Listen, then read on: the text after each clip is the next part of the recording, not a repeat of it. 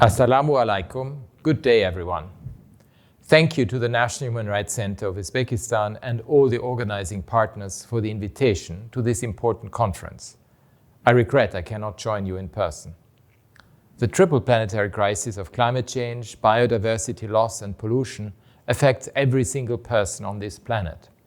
And this is a crisis not just for our planet, but for human rights. The rights to health, to food, to water and sanitation are directly impacted.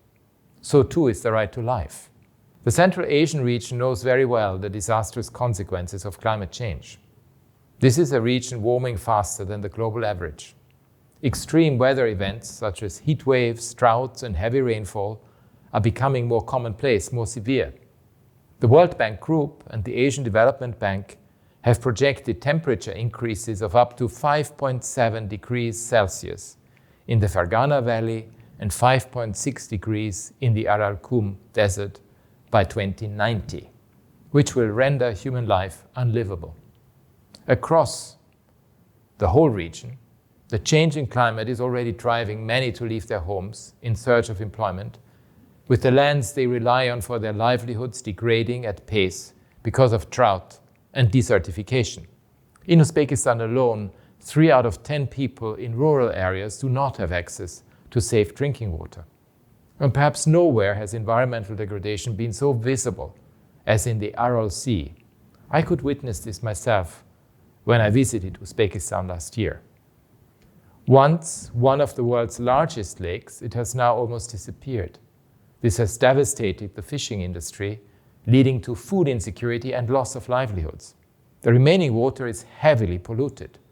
The exposed seabed is releasing toxic dust, causing respiratory issues and other health problems. And many of the communities dependent on the sea are among the poorest in the country, a sobering reminder that environmental degradation disproportionately affects the most vulnerable and marginalized. This example demonstrates that the triple planetary crisis is not just a catastrophe for the environment and a catastrophe for human rights. It is also a catastrophe for our economies. In Central Asia, climate-related disasters drove a loss of $3 billion last year alone. We need a fundamental shift on several fronts. This includes a shift in the way we approach our economies, to look beyond profit, the short term and the interests of the few. A human rights economy does just that, by addressing the root causes of inequalities and by prioritizing social spending, sustainable development and climate action over debt servicing. Its premise is that all business models and all economic policies must further the enjoyment of and be guided by human rights. A human rights economy can put in place guardrails to tackle unsustainable consumption and production practices. And it can ensure a diverse range of voices inform climate policy, particularly those who have been most affected by environmental harm. A key opportunity for Central Asia over the coming years will be green development. Renewable energy, sustainable agriculture and conservation are crucial for the planet, but they're also crucial for economic growth, for jobs and human rights. And green development also means correcting the course to ensure that future generations will be able fully to enjoy their human rights. We can and must be encouraged by concrete progress achieved to combat the climate crisis, progress that has often been driven by individuals and social movements. In 2022, the UN General Assembly adopted a landmark resolution recognizing that people everywhere have the right to a clean, healthy and sustainable environment. This means that clean air, safe water, enough food and a stable climate are guaranteed rights belonging to each and every one of us. And that governments and other actors, including the private sector, are accountable for ensuring that we are able to enjoy this right fully. Already some 83% of UN member states, including Uzbekistan, have now formally recognized the right to a healthy environment in their domestic law. And as I mentioned, I visited Uzbekistan in March last year and was impressed by the determination of people to address the human rights issues affecting the country, including with respect to the environment. Uzbekistan also has made strong commitments to address the human rights crisis stemming from climate change. I welcome, for example, its recent accession to the UN the UN's Europe Protocol on Water and Health, the first country in Central Asia to do so.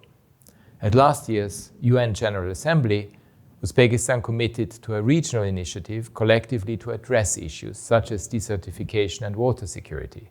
And at last year's UN Climate Change Conference, Uzbekistan also undertook to address climate-related migration and displacement, as well as to advance the participation of young people in environmental issues. I welcome Uzbekistan's engagement with the Universal Periodic Review process, which has led to a number of recommendations to enhance human rights protections in the country. I encourage Uzbekistan to take the necessary steps to ratify the Aarhus Convention, as well as the optional protocol to the International Covenant on Economic, Social and Cultural Rights, two of the international legal instruments key in advancing accountability, justice, public participation and access to information. I also urge all states in the region to support right-based approaches in the upcoming international environmental negotiations, including the annual UN Climate Change Conference, the Convention on Biological Diversity, and the Intergovernmental Negotiating Committee on Plastic Pollution, as well as, more broadly, the Summit of the Future. As you know, the catastrophic consequences of environmental degradation will continue to unravel at lightning speed unless we act with resolve, and we act now. Action guided by the human rights framework, rooted in equality, justice and human dignity, can provide us with solutions so urgently needed. I wish you all a productive discussion. Kata Rahmat.